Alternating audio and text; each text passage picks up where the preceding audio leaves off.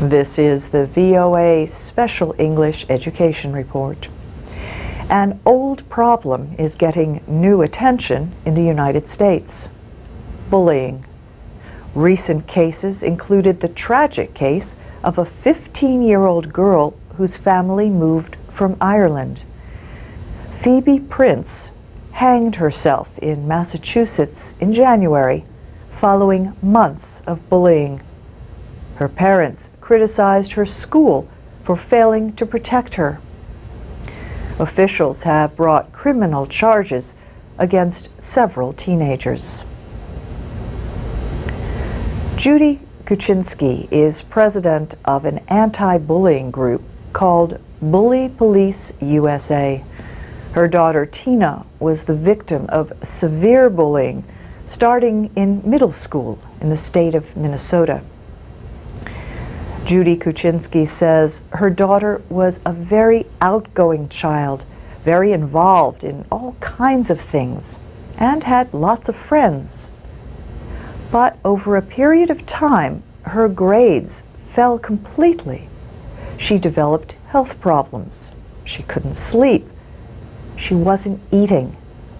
She had terrible stomach pains and started grinding her teeth at night. And she did not want to go to school. Bullying is defined as negative behavior repeated over time against the same person. It can involve physical violence, or it can be verbal, for example, insults or threats. Spreading lies about someone or excluding a person from a group is known as social or relational bullying. And now, there is cyberbullying, which uses the internet, email, or text messages. It has easy appeal for the bully because it does not involve face-to-face contact, and it can be done at any time. The first serious research studies into bullying were done in Norway in the late 1970s.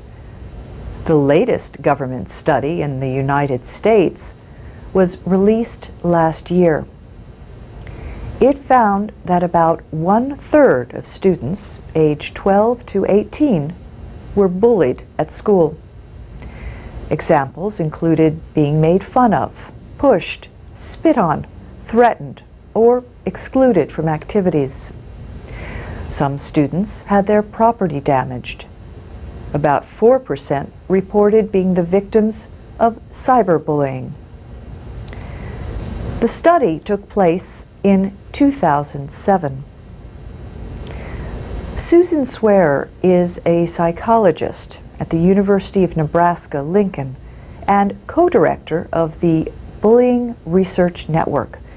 She says schools should treat bullying as a mental health problem to get bullies and victims the help they need.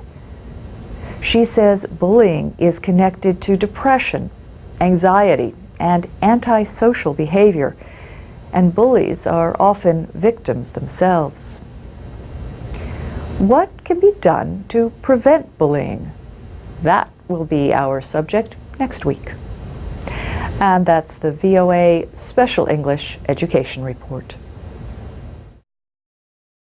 I'm Alex Villarreal with the VOA Special English Education Report. Americans celebrated the Thanksgiving holiday on November 25th.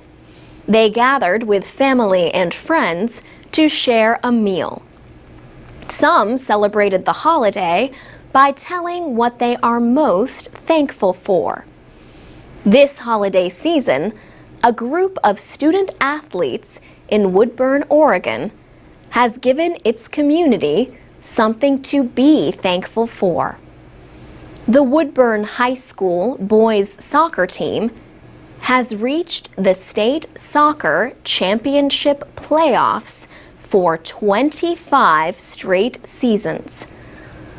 But the Bulldogs had never won the state championship until this year.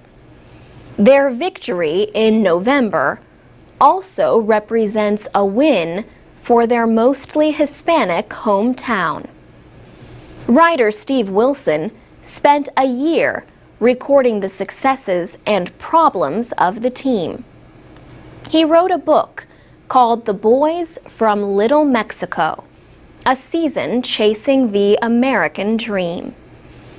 It tells about a community struggling with issues such as immigration and cultural changes. Migrant farm workers from Mexico started coming to Woodburn, Oregon about 50 years ago. Many of the workers stayed and made the town their home. So the town became known as Little Mexico. Steve Wilson thinks the Woodburn boys soccer team's continued hard work and effort to win the state championship is similar to their cultural experiences. Like many Mexican Americans, the boys on the Woodburn team faced major problems.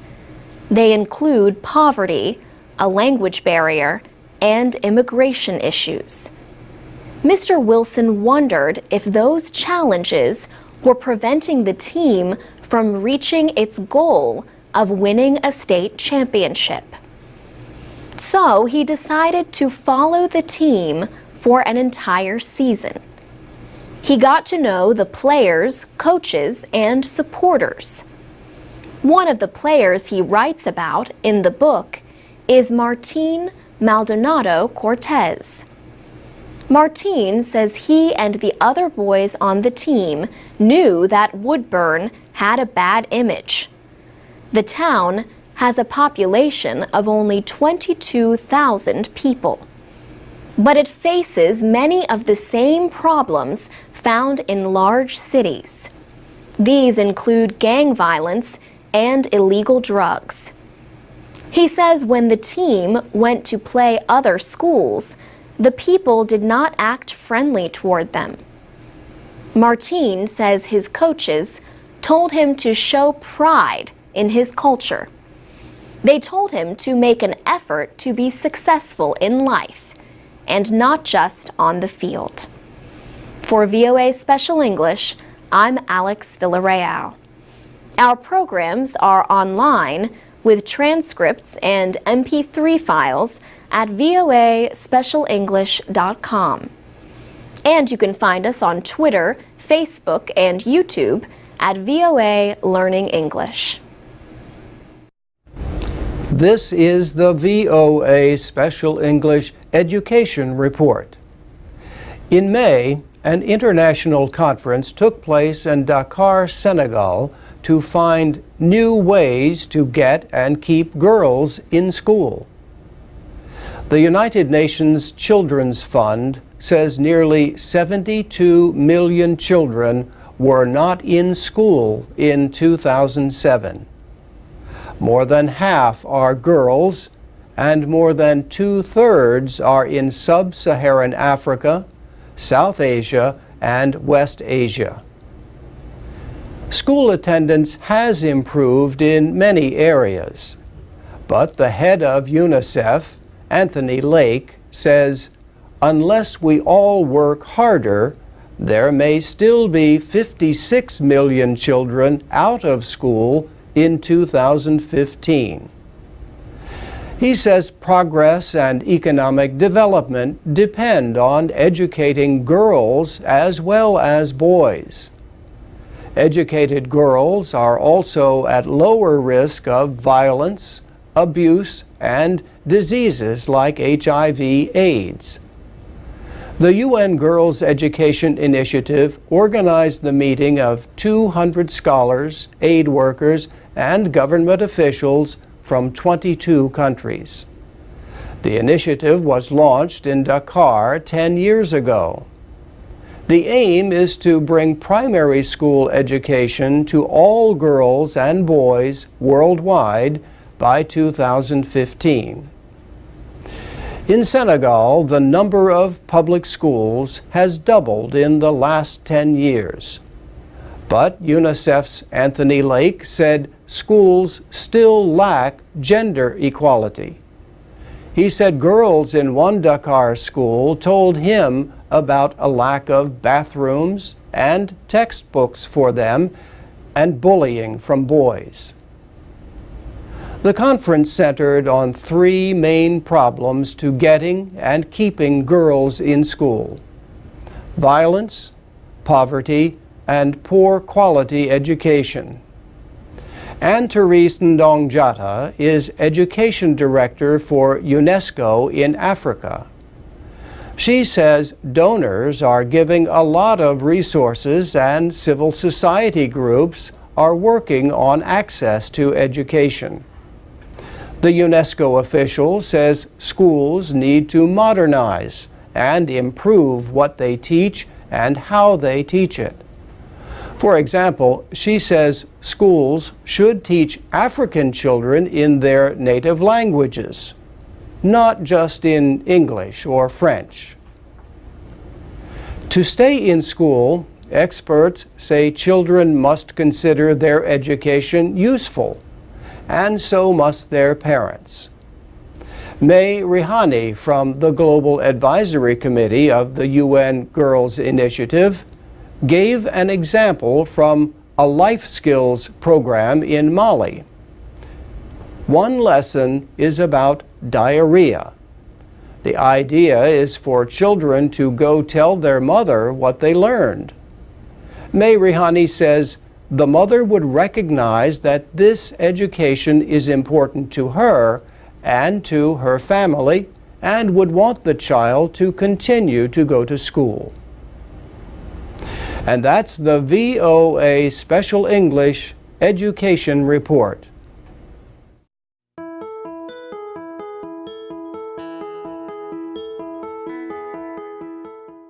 From VOA Learning English, this is the Education Report. Kid Pan Alley is a nonprofit organization that holds songwriting workshops for students across the United States. The organization recently visited a school in the Anacostia area of Washington, D.C. The children presented a concert with the help of songwriter and recording artist Paul Reisler. He established Kid Pan Alley in 1999 and has worked with more than 35,000 students and produced more than 2,200 songs since that time. He says the power of music can teach children skills they might not learn in school. He believes the American educational system is focused too much on standardized tests to measure success. But Paul Reisler says we now live in a creative economy. He says his group is trying to inspire children to be creative. At Orr Elementary School in Anacostia, 95% of students come from poor families. Marlon Ray is the school's dean of students.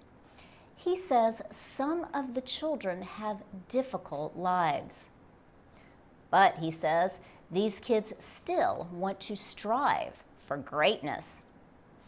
Jonna Turner is director of programs at the school. She says the 4th and 5th grade students are often focused on more than school. They can be important helpers for their families. They make sure food is ready when they come home and do other tasks. Yet, students are often influenced by what happens around them. A shooting took place in April directly in front of the school. Although no one was injured, the event affected the whole community. Still, Orr Elementary School has a positive, hopeful atmosphere. Marlon Ray says the workshop and concert made possible by Kid Pan Alley created good memories that will last for years. For VOA Learning English, I'm Laurel Bowman.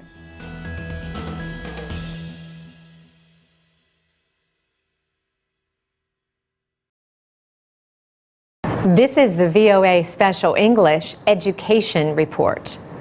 Some women's prisons in the United States offer classes for college credit. But when the prisoners are released, they may not have much chance to continue their education. In 2000, a woman named Barbara Martinsons started a program to help these former prisoners. She established the College and Community Fellowship. Ms. Martinsons taught at Manhattan Marymount College in New York City. She has also taught college courses at a women's prison in New York State. The College and Community Fellowship provides advice to former prisoners. It also helps them gain admission to college. That process can be very difficult for anyone, let alone a person with a prison record. The group also provides financial aid to members attending college. Members of the College and Community Fellowship are called CCF Fellows. Some have earned not only college degrees, but master's degrees and a doctorate. Selena Fulford has already earned one master's degree and is working on her second. She is now an adjunct professor at the College of New Rochelle in New York State. About 70% of those in the program work full-time while studying. Nationally, 1/3 of women who have been in prison are later sent back for committing other crimes or violating the terms of their release. By comparison, almost none of the CCF fellows has been sent back behind bars. The Reverend Vivian Nixon, a minister, heads the College and Community Fellowship. She once spent time in prison for falsifying documents.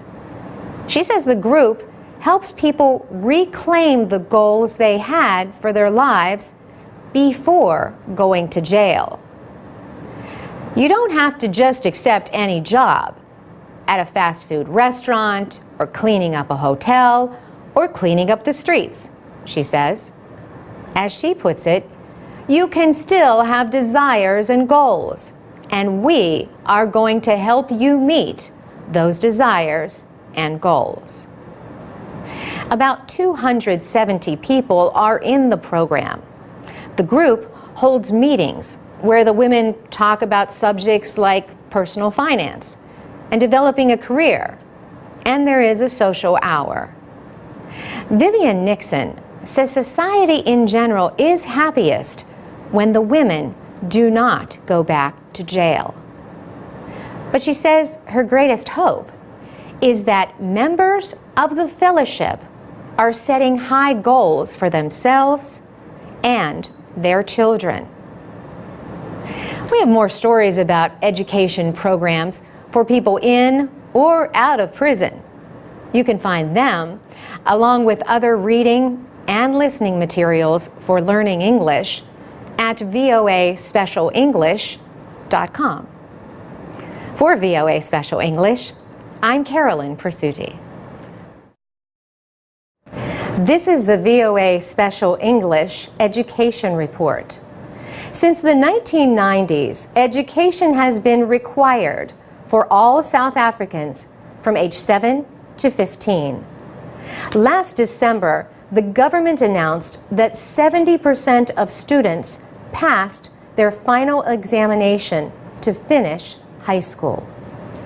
In 2008, the passage rate was about 63%. There have been increases each year since then. Professor Shireen Motala at the University of Johannesburg says access to basic education is no longer the problem in South Africa. She says most children stay in school until they are about 16. The problem now, she says, is that large numbers of them leave without completing high school. Students take an examination known as the matric in grade 12, their final or matriculation year. But Professor Matala says only around 45% of the children who started school in 2000 sat for the matric last year. South Africa has a 24% unemployment rate. Those who drop out must compete with better educated people for jobs. Educational researchers also point to another problem. They say South African schools do not produce enough students with the skills for higher education in math and science. Researcher Graham Block says many schools are not well equipped. The reality of poverty, he says, is that many children do not see laboratories or libraries at school. 92% of the schools do not have libraries. Also, education specialists say in many cases, teachers and school principals do not have the skills or training to do their jobs. In other cases, they are simply not doing their duty to provide an education. Professor Matala says a number of teachers were poorly trained during the system of apartheid, or racial separation, in South Africa. Apartheid ended in 1994. Secondly, she says, teachers have been confused by the many educational reform efforts in the last 15 years. And finally, she thinks language differences in the classroom have not gotten as much attention as they should. Subjects such as math and science are taught in English, starting at about age 10. But South Africa has 11 official languages and many more unofficial ones. South Africa's Minister of Basic Education promises a number of improvements. Andri Matshega says teacher development efforts will focus on subject and content knowledge and making sure the correct teachers are in the correct jobs. For VOA Special English, I'm Carolyn Prasuti.